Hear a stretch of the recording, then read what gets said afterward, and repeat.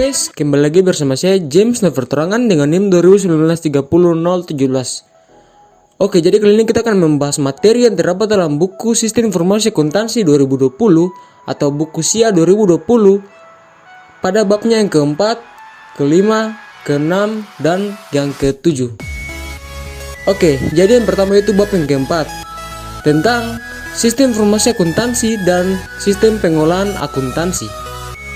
Untuk pembahasannya, kita lihat yang berikut ini. Oke, jadi pembahasan pada bab yang keempat yaitu Sistem Informasi Akuntansi dan Sistem Pengolahan Transaksi dengan pokok bahasan sebagai berikut.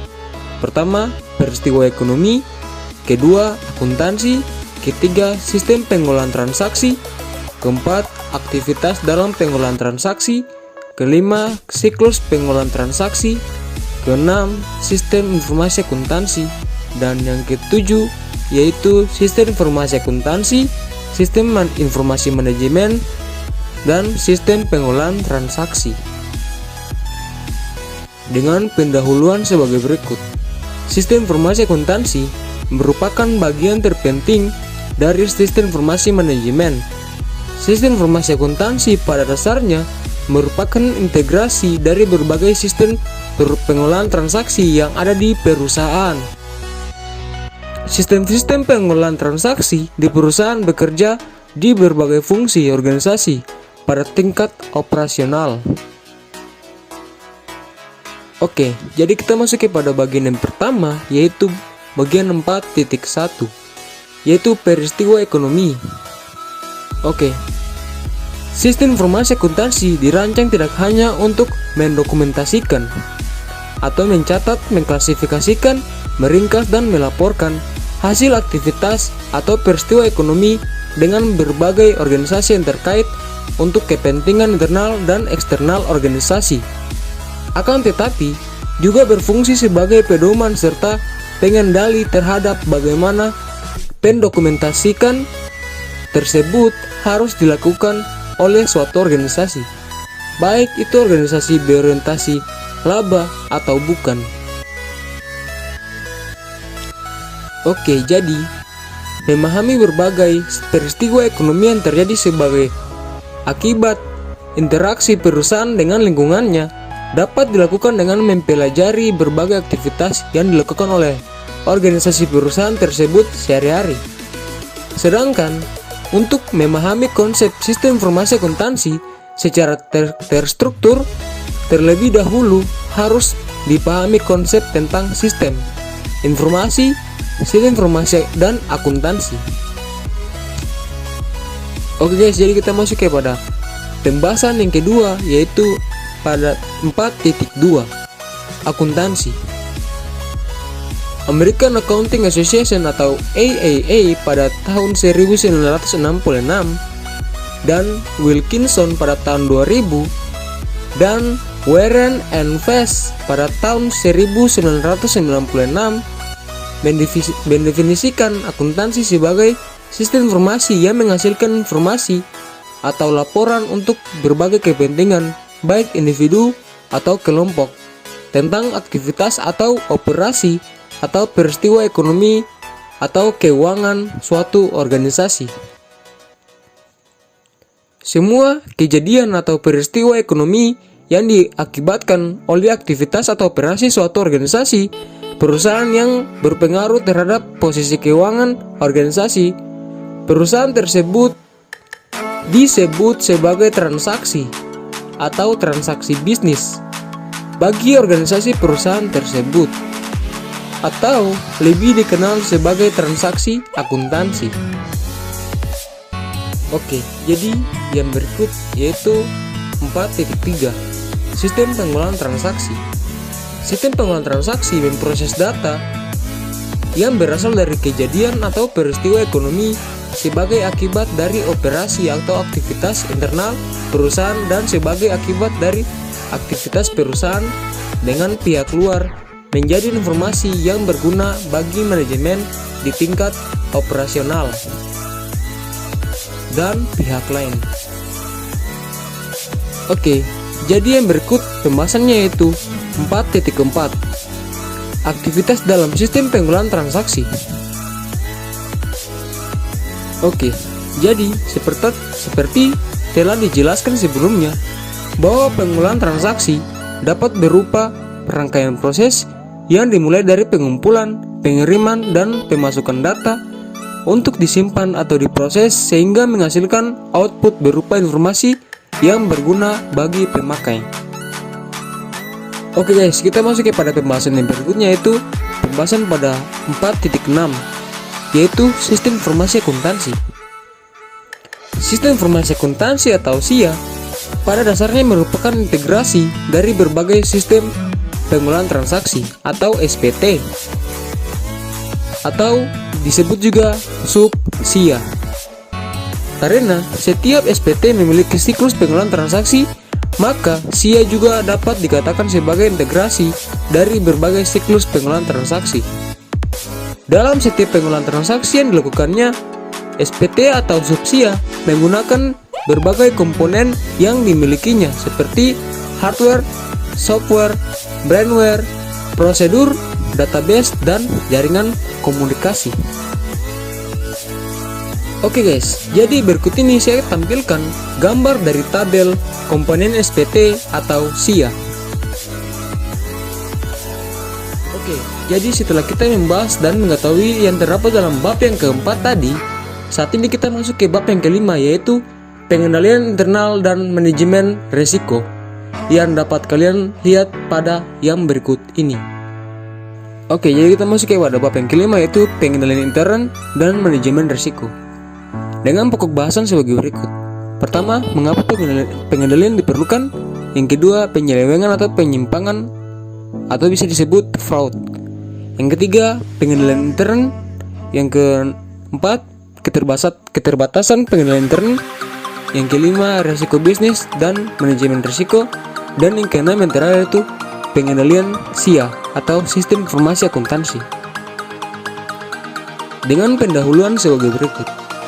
Dalam upaya mencapai tujuan organisasi, para manajer perusahaan harus dapat mengelola atau manajemen sumber daya yang dimilikinya. Upaya pengolahan tersebut dijalankan dengan tata cara yang baik atau good corporate governance melalui penerapan satu sistem. Oke, jadi kita masuk ke wadah pembahasannya, yaitu pertama, bagian 5.1. Mengapa pengendalian diperlukan? Tujuan organisasi adalah sasaran yang ingin dicapai oleh suatu organisasi.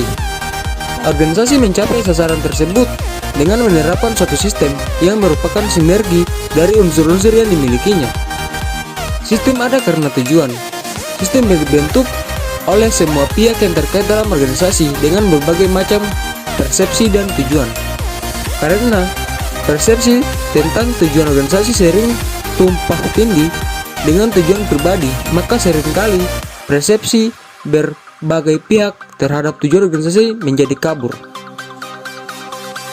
Pengendalian atau kontrol meliputi semua metode, kebijakan dan prosedur organisasi yang menjamin keamanan harta kekayaan perusahaan, akurasi dan kelayakan data manajemen, serta standar operasi manajemen lainnya. Yang berikutnya itu tujuan pengendalian. Yang pertama, untuk memberikan jaminan yang meyakinkan bahwa tujuan dari setiap aktivitas bisnis akan dicapai. Yang kedua, untuk mengurangi risiko yang akan dihadapi perusahaan karena kejahatan, bahaya, dan kerugian yang disebabkan oleh penipuan, kecurangan, penyelewengan, dan penggelapan. Oke, yang ketiga yaitu untuk memberikan jaminan yang meyakinkan dan dapat dipercaya bahwa semua tanggung jawab hukum telah dipenuhi. Oke guys, jadi kita masuk kepada poin yang kedua pada bab yang kelima, yaitu 5.2, penyelewengan atau penyimpangan atau fraud. Penyelewengan atau penyimpangan atau pelanggaran hukum merupakan kebohongan atau tindakan yang dilakukan secara sengaja dengan maksud memperoleh keuntungan secara tidak sah atau secara tak wajar, seperti penyalahgunaan komputer, penyalahgunaan jabatan, penyalahgunaan prosedur, dan lain-lain. Oke guys, jadi kita masuk kepada poin yang ketiga pada bab yang kelima, yaitu pada 5.3, yaitu pengendalian intern. Pengendalian intern dapat didefinisikan sebagai suatu proses yang diperbarui oleh dewan direksi, manajemen, dan karyawan yang dirancang untuk memberikan jaminan yang meyakinkan bahwa tujuan organisasi akan dapat dicapai melalui pertama, efisiensi dan aktivitas operasi. Yang kedua, penyajian laporan keuangan yang dapat dipercaya. Dan yang ketiga, ketaatan terhadap undang-undang atau aturan yang berlaku. Oke, jadi berikut ini akan saya tampilkan gambar, komponen, dan struktur sistem pengendalian intern dengan penjelasannya sebagai berikut. Komponen sistem pengendalian intern adalah: pertama, pengendalian lingkungan. Yang kedua, penilaian risiko. Yang ketiga, informasi dan komunikasi. Dan keempat, monitoring. Oke guys, jadi kita masuk kepada poin yang keempat pada bab yang kelima, yaitu 5.4, keterbatasan pengendalian intern. Ada beberapa keterbatasan dari pengendalian intern, sehingga pengendalian intern tidak dapat berfungsi. Yang pertama yaitu kesalahan. Yang kedua, kolusi. Yang ketiga, penyimpangan manajemen. Dan yang keempat, manfaat dan biaya. Oke guys, setelah kita membahas bab yang kelima tadi, kita bahas yang bab ke-6, yaitu dokumentasi sistem informasi akuntansi, yang dapat kalian lihat pada yang berikut ini. Oke guys, jadi kita masuk kepada bab yang ke-6, yaitu dokumentasi sistem informasi akuntansi. Dengan pokok bahasan sebagai berikut. Pertama, dokumentasi. Kedua, tempat penyimpanan dokumen project. Yang ketiga, susunan penyimpanan dokumen. Yang keempat, model. Yang kelima, pemodelan data dengan diagram hubungan entitas. Yang keenam, pemodelan proses dengan diagram arus data. Yang ketujuh, pemodelan input dan output. Yang ke-8, pemodelan jaringan. Oke. Jadi bagian pertama pada bab yang ke-6, yaitu 6.1, yaitu dokumentasi. Jadi dalam aktivitas perusahaan sehari-hari kita mengenal istilah dokumen sebagai formulir yang sudah terisi baik tertulis atau tercetak. Sedangkan istilah formulir itu sendiri dalam aktivitas perusahaan sehari-hari adalah kertas blanko atau kosong yang memiliki ruang untuk diisi. Kosong dalam arti belum diisi data. Untuk memudahkan dan mengingat apa yang harus diisi dalam suatu formulir, formulir biasanya diberi format tertentu. Format suatu formulir dirancang dan biasanya bersamaan dengan perancangan sistem informasi akuntansi. Sedangkan dokumentasi adalah kumpulan dari dokumen-dokumen. Dokumen-dokumen dalam dokumentasi sistem informasi akuntansi berisi tulisan berbentuk uraian atau naratif, formulir, flowcharts, diagram, dan tulisan lainnya yang menjelaskan bagaimana sistem bekerja. Oke, jadi yang berikutnya yaitu bagian yang kedua pada bab yang ke-6, yaitu 6.2, yaitu tempat penyimpanan dokumen project atau project repository. Project repository adalah tempat di mana dokumen-dokumen atau dokumentasi program yang berkaitan dengan aplikasi dan proyek disimpan. Istilah lainnya adalah kamus data atau kamus project. Tempat penyimpanan dokumen ini sangat membantu seorang analisis sistem untuk selalu dapat berhubungan dengan sistem informasi akuntansi suatu perusahaan, baik secara keseluruhan atau per bagian secara mendetail. Oke, jadi kita masuk kepada pembahasan yang berikutnya, yaitu 6.6, pemodelan proses dengan diagram arus data atau data flow diagram. Jadi, diagram arus data atau DAD adalah alat yang digunakan untuk pembuatan model proses. DAD menggambarkan arus data suatu sistem informasi dan langkah-langkah kerja atau proses yang disajikan sistem informasi akuntansi tersebut. Oke guys, jadi berikut ini saya tampilkan gambar DAD model Gain dan Sarsen yang dapat kalian lihat pada gambar yang berikut ini. Oke, yang berikut ini merupakan gambar DAD model DeMarco dan Urdorn yang kalian dapat lihat di slide yang berikut ini. Oke guys, jadi di sini terdapat penulisan nama arus data yang akan saya sajikan dalam bentuk gambar berikut ini.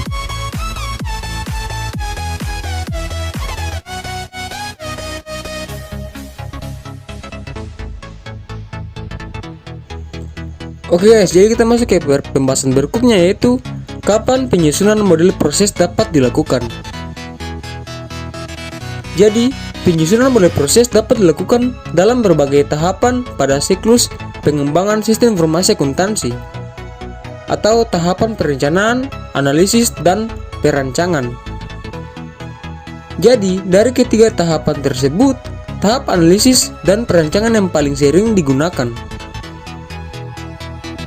Oke guys, jadi kita sampai kepada materi yang terakhir, yaitu pada bab 7, yaitu siklus transaksi akuntansi, yang dapat kalian lihat pada slide yang berikut ini. Oke guys, jadi kita masuk kepada bab yang ke-7, yaitu siklus transaksi akuntansi, dengan pokok bahasan sebagai berikut. Pertama, siklus transaksi akuntansi. Yang kedua, siklus transaksi secara umum. Yang ketiga, siklus penerimaan. Yang keempat, siklus pengeluaran. Yang kelima, siklus konversi atau produksi. Dan yang terakhir, yang keenam, siklus akuntansi keuangan. Jadi dengan pendahuluan sebagai berikut. Bagian ini merupakan bagian terakhir dari pembahasan mengenai konsep dasar sistem informasi akuntansi, yaitu tentang siklus transaksi akuntansi. Oke guys, jadi kita masuk kepada pembahasan yang pertama pada bab yang ke-7, yaitu 7.1, yaitu siklus transaksi akuntansi. Jadi, seperti telah dijelaskan pada bab yang keempat tadi, bahwa semua kejadian atau peristiwa ekonomi yang diakibatkan oleh aktivitas atau operasi suatu organisasi perusahaan yang berpengaruh terhadap posisi keuangan organisasi perusahaan tersebut disebut sebagai transaksi atau transaksi bisnis bagi organisasi perusahaan tersebut, atau lebih dikenal sebagai transaksi keuangan. Oke guys, jadi pembahasan yang berikutnya pada bab yang ke-7, yaitu 7.1, siklus transaksi secara umum. Jadi modal yang diterima oleh perusahaan digunakan untuk mengadakan berbagai kebutuhan agar perusahaan dapat beroperasi menghasilkan keuntungan. Sebagian barang yang dibeli berupa bahan baku industri atau barang yang siap dijual belikan atau dagang. Setelah barang-barang tersebut mengalami beberapa proses di perusahaan industri, pemprosesan merubah bahan baku menjadi barang jadi dengan bentuk yang berubah.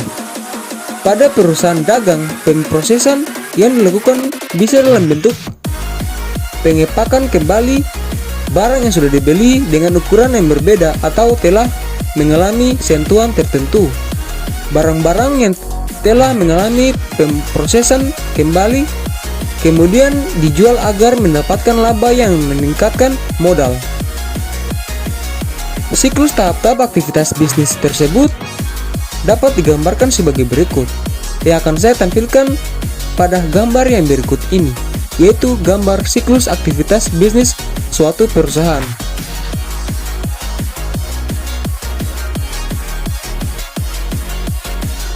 Oke, yang berikutnya itu siklus penerimaan.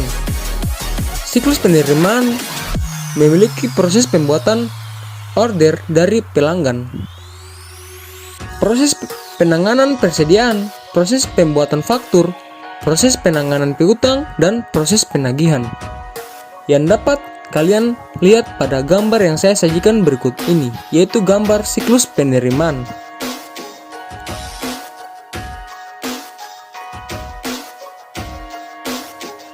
Oke, setelah kita mengetahui gambar dan penjelasan tentang siklus penerimaan, saat ini kita akan mengetahui apa itu siklus pengeluaran. Yang akan saya tampilkan berikut ini merupakan gambar dari siklus pengeluaran tersebut. Oke, jadi yang berikutnya yaitu siklus konversi atau produksi.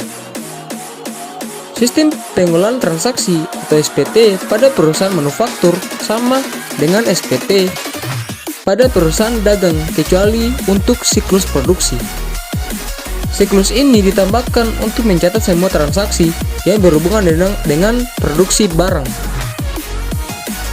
Oke, jadi berikut ini merupakan gambar siklus konversi atau produksi yang akan saya sajikan pada slide yang berikut ini.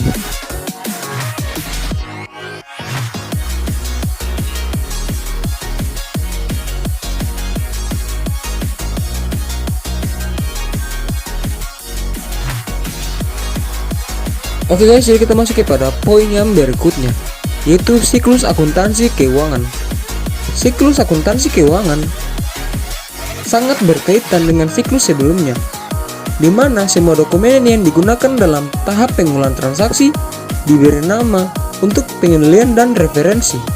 Siklus ini lebih merupakan proses ringkasan dan posting.